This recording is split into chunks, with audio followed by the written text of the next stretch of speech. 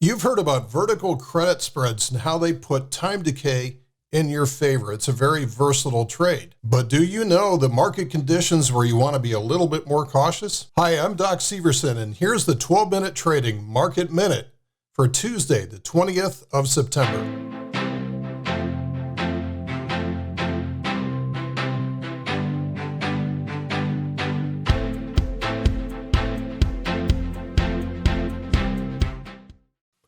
Once upon a time when I worked in the corporate environment, I was a vendor to GE, and these guys were amazing. They would be able to boil any management issue down into a 2x2 matrix just to make things simple. So I thought we'd do the same thing with vertical spreads today.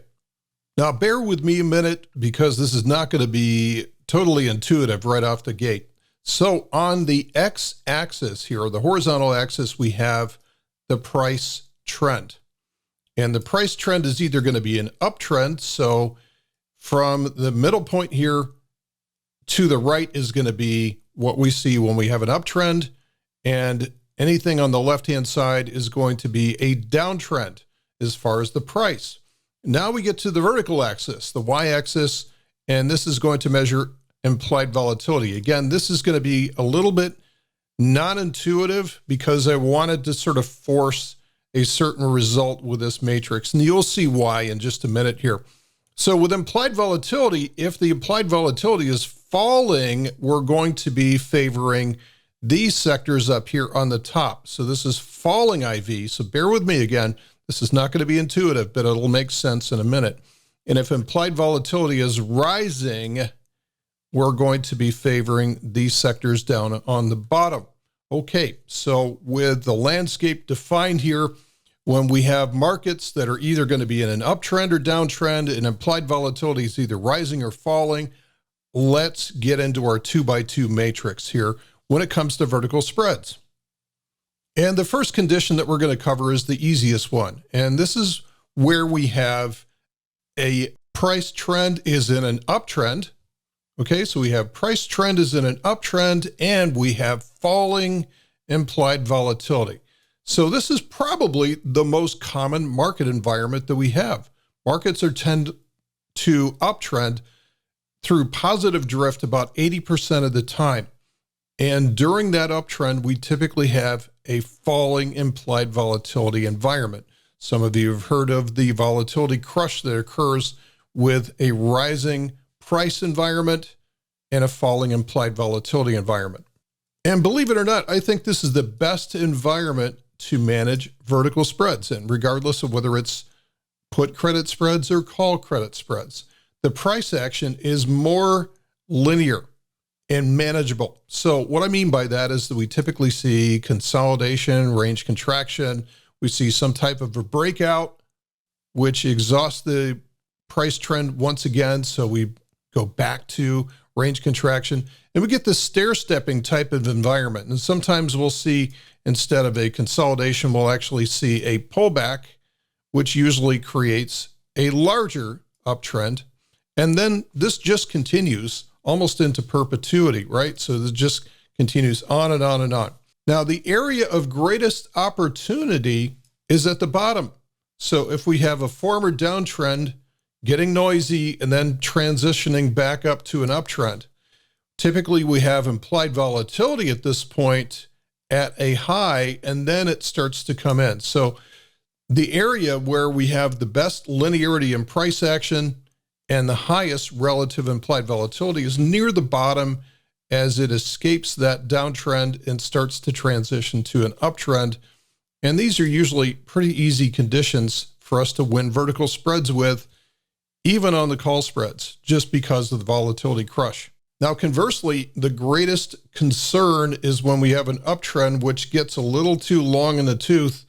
And a lot of times they will die with a flourish. So they'll actually go parabolic just before they start to crash from here. And so this is the area of the greatest concern because this is the area where we have the lowest implied volatility. The implied volatility has been crushed out of this.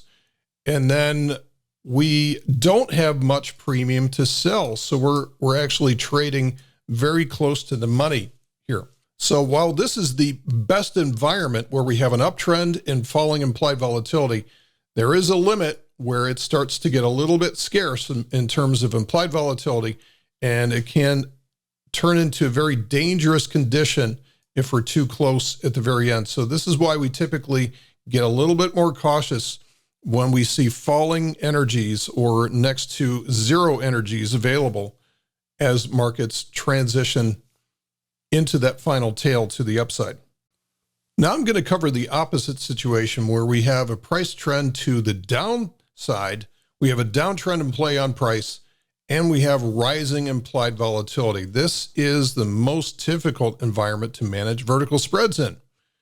The price action is less linear and prone to these rug pulls, and the area of greatest concern is at the very beginning of the downtrend.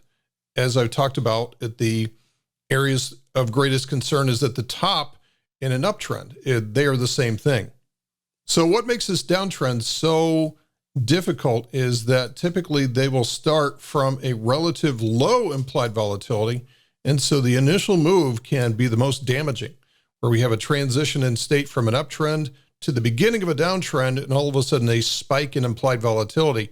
And this is the area of greatest concern in both cases. So right here and right here is actually exactly the same thing.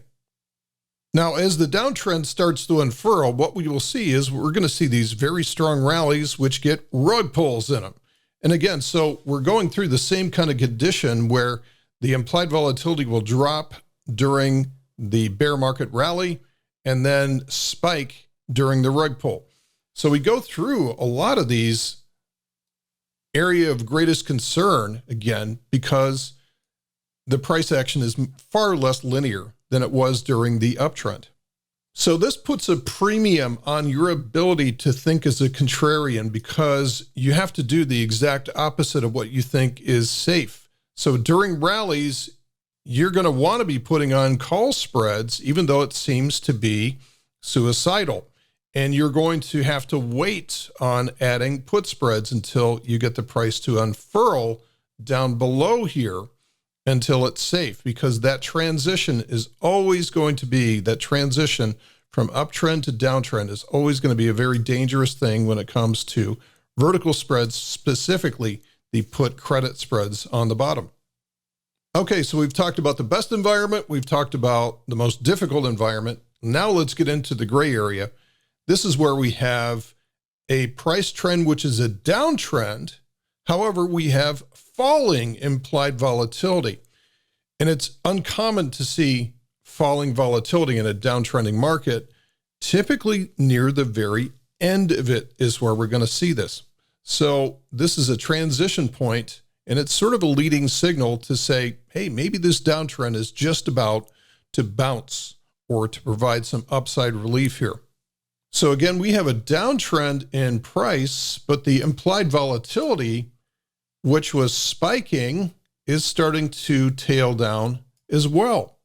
So it's a unique combination where we have implied volatility and price both moving down. And so this is implying that the move is just about over. And so it is more safe at this time now to sell these put spreads, even though, once again, it feels difficult, right? You have to go against your baser instincts to sell in the direction of the trend, and be very, very cautious about call spreads, which may be transitioned straight through as we move into an uptrend. And now let's talk about the second kind of gray area here. This is where we have a price trend in an uptrend. However, the implied volatility is starting to rise. And again, this is a leading signal for a potential transition state here, because we have an uptrend in price and the implied volatility to this point was starting to drop. However, near the very top, we start to see the implied volatility diverge and start to head in the same direction as the price. And once again, it usually implies that the end is near, so we can be a little bit safer for call spreads now at this point.